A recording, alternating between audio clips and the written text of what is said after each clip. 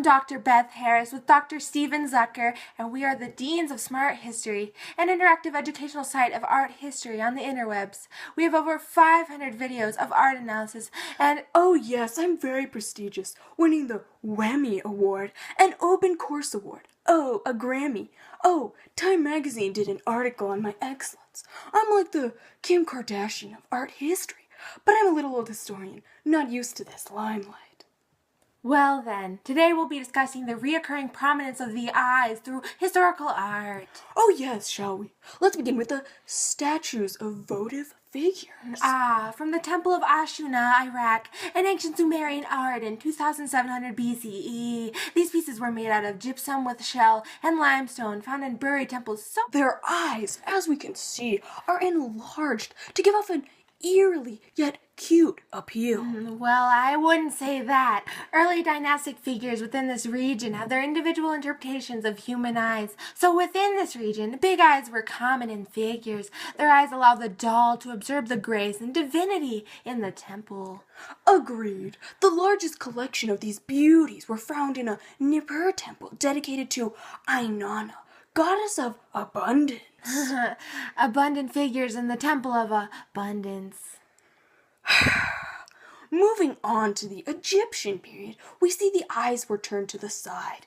It was more common for Egyptian art to display people in profile. For example, Akhenaten, Nefertiti, and 3 daughters. Yes, the smooth, fastidious, sunken relief carving of the limestone that displays Nefertiti, Akhenaten, and their 3 daughters, as well as the Aten, the sun god. This was during the Ermina period, where portions were elongated. Even the eyes have stretched football-like appeal.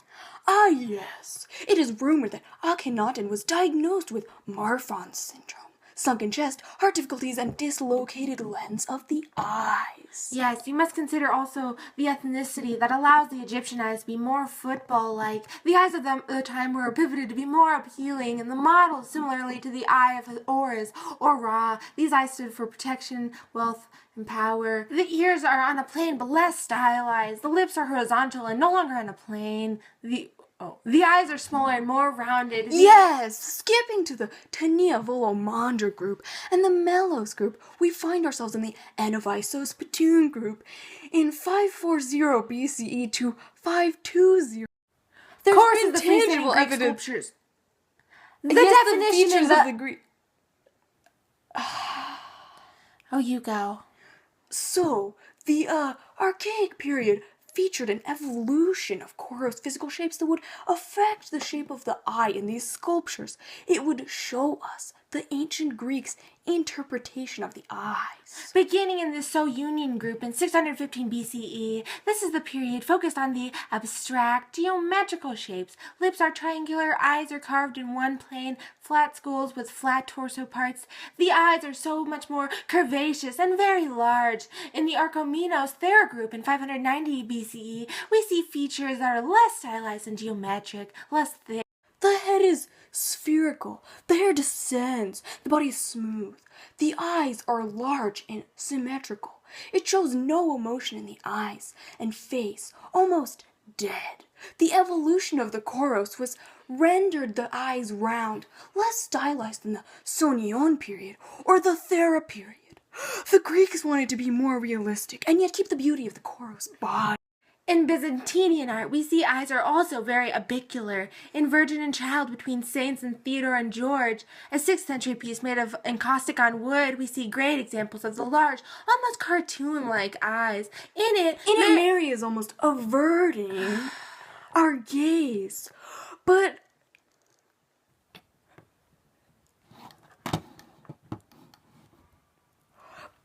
we see that in several Byzantine art. Even baby Jesus has this man-like careless face with averting eyes. Both saints stare at the viewer with passive eyes. Exactly. All figure eyes are outlined in dark to create a bold effect. Symmetry was cherished in this piece with the halos, the facial features, the positions. The eyes stress this focus greatly. We also begin to recognize the eyes of men above, how they're looking upward, as if observing the works of God in heaven. Beth? Huh? Beth? Oh, yes. Fast forward a handful of decades, and we come upon a great work of Giotto, who's known for his unique interpretation of the human eye. In the Scrovini Arena Chapel, built in 1303 CE and painted in 1305 CE, the angels and the people depicted in the scenes of Jesus' birth and death feature slit-like eyes. Quite an interesting concept, considering that no other artist during this time had similar paintings of the eye, so we can only assume that it wasn't due to cultural influence, but due to artist preference. Yes, the eyes had a way of showing the rawness of human emotion. In contrast to works previously like the Koros or the Byzantine art, which didn't show much emotion, these paintings were less realistic and less humanoid, which allowed the eyes to blend in. Oh, the work of de Bodone, though unique, is very similar to the works of later painters and artists like Michelangelo's Sistine Chapel or Masaccio's Madonna and Child. However, I find Giotto's depiction of Christianity to be the greatest. We begin to notice The attention to detail of the eye. You know, that's it. Beth? Grammy Award, my ass. Beth, so, that's about it.